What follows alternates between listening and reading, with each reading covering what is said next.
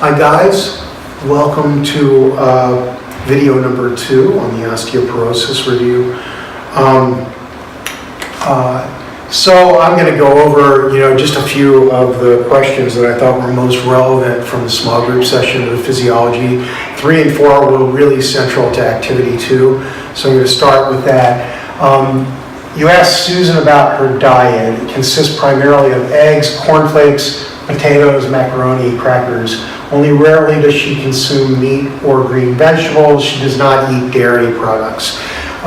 So that means no milk on the cornflakes. For those of you who pointed out that only a fool would eat cornflakes without milk. Sometimes I actually do that when I need a snack and there's nothing else available. Apparently she likes cornflakes without milk. All right? So given that this is the case, predict calcium, alkaline phosphatase, and the parameters listed, and these were the parameters listed that we expected you to predict. So what I wanted you to recognize in that diet is it's deficient in vitamin D, for sure, and it's deficient in calcium, and it's deficient in phosphate. Okay, and so that exacerbates the fact that she's postmenopausal, and the fact that her estrogen is down as well. Okay, so all that combines to make for some pretty thin bones. All right. So I asked you to make some predictions here. The first thing that I want to emphasize once again, if this were strictly estrogen-induced osteoporosis with nothing else, you would not see a change in these values, okay? So don't make that mistake. In fact, we added the vitamin D deficiency to make this activity more interesting. Otherwise, there wouldn't have been much to it, all right? So, her diet is deficient in calcium, so as you might have guessed, that will decrease her serum calcium because there isn't enough in her diet, there isn't enough vitamin D, which increases absorption of calcium in the gut, and so that will also lead to low calcium and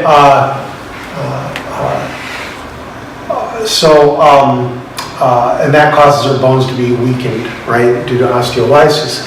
You will note, and this is a note from Dr. Hartley, our pathophysiologist, who probably has seen too much of students trying to do this in the clinics. Serum calcium levels do not always correlate with bone density levels and should not be used as an indicator of such. So if you see normal serum calcium, do not assume normal bone density. Osteoporosis, strictly due to the fact that you're postmenopausal, is a great example of why that doesn't work. Okay, so do be aware of that. All right. How about phosphate? Her diet is low in phosphate. Oh yeah. So here's our effect of vitamin D, right? So we have vitamin D deficiency, so the low calcium in the diet combines with this. Remember, this is the mechanism for vitamin D. Calcium goes from the intestinal lumen across the apical membrane and diffuses through the channel, through a calcium channel, into the cytosol, and there it's immediately bound by calbindin, which keeps the calcium concentration in that cell low, okay? So what vitamin D does is it increases calbindin concentration, and that causes more calcium binding to calbindin, so you get more total calcium in this cell, and then that complex diffuses, and then the calcium is actively transported from the inside of the cell across the basolateral membrane into the interstitium and into the plasma through calcium ATPase, a calcium pump, and through sodium-calcium exchange, okay? So vitamin D increases this, and that increases the total calcium in this cell, and it increases the transport across this cell into the interstitium, and that's how vitamin D increases calcium reabsorption.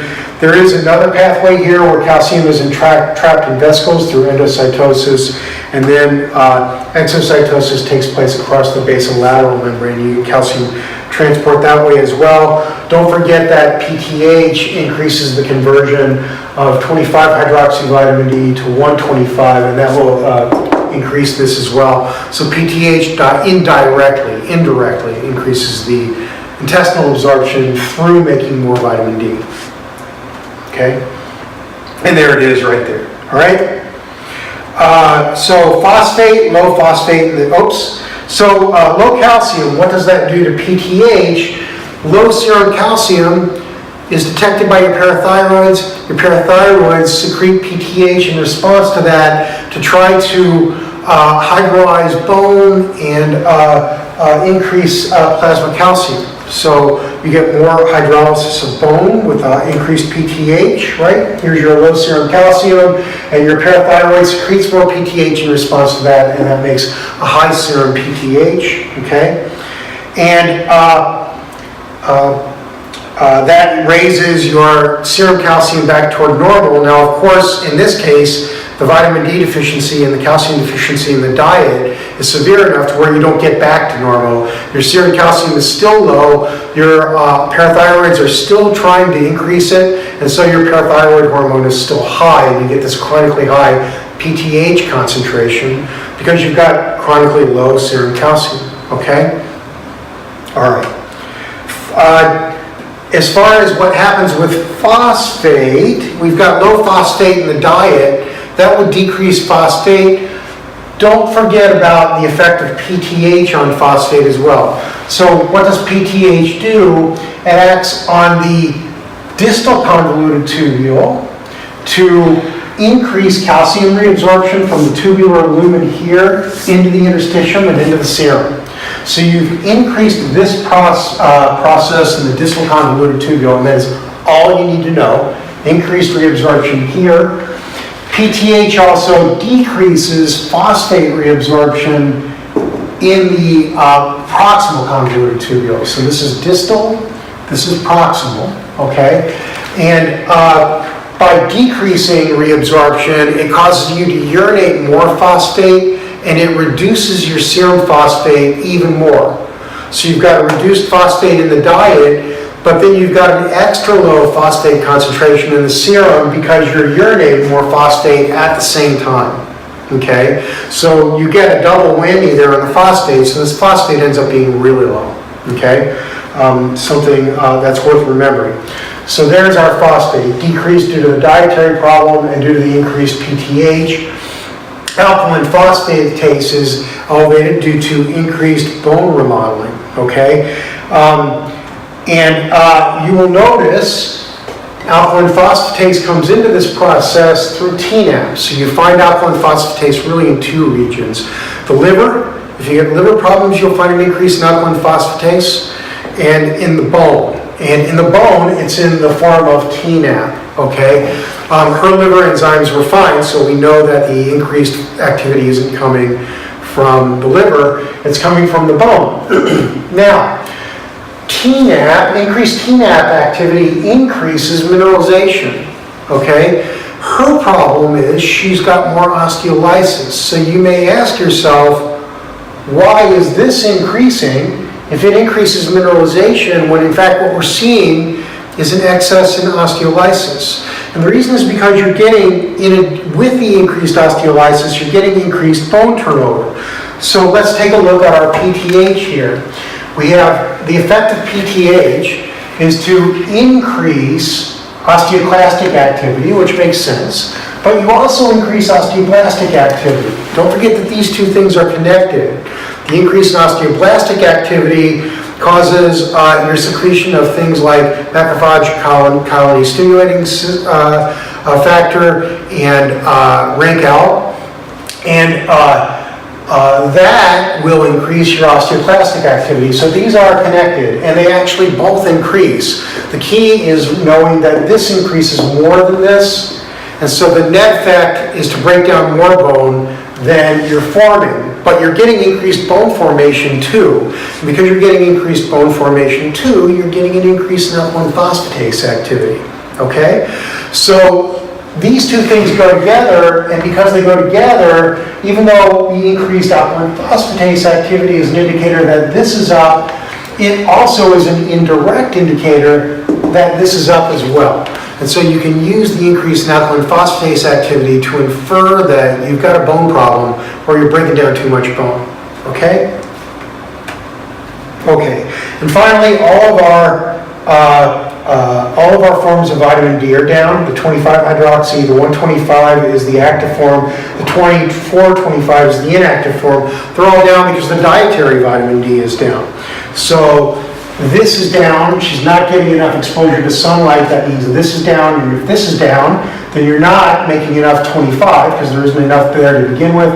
If you're not making enough 25, you're not making enough active, and you certainly aren't making any of this 24-25 byproduct, okay? So they're all low. One of the things that the clinicians wanted us to point out is that you actually don't test for all these ordinarily. I mean, we did it because it makes for a nice exercise. But ordinarily, you test for the easiest and cheapest, which is 25-hydroxy.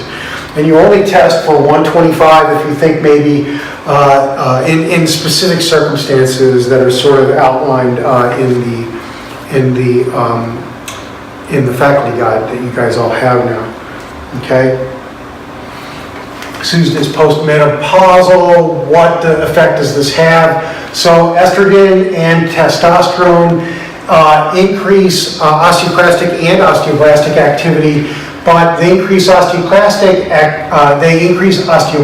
activity more because what they do is they reduce osteoblastic apoptosis, so these live longer, and they increase osteoclastic apoptosis, so those don't live as long. And so estrogen and testosterone decrease bone breakdown on average, and they tend to favor bone formation. So if the estrogen goes away when you're postmenopausal, then the opposite happens. These don't live as long, these live longer, and you get a net an inappropriate breakdown of bone, you get thin bones. And that's what's going on here, and you guys will see this very commonly, as you might expect.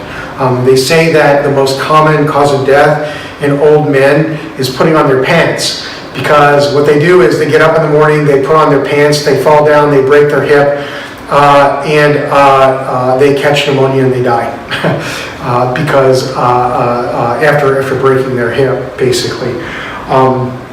They go to the hospital, they end up dying. So that is kind of a circuitous note, but it's probably something that you'll see. Okay.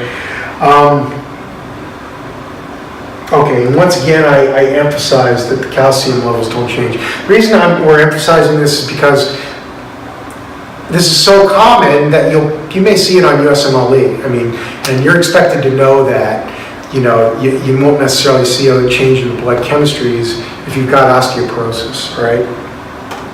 All right, so finally we have our concept map, and these are the answers.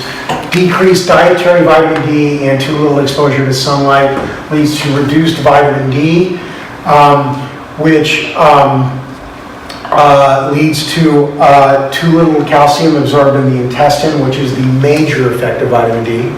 The other effects, the effect on the kidney and the bone, they're real. You should remember them, you should know them.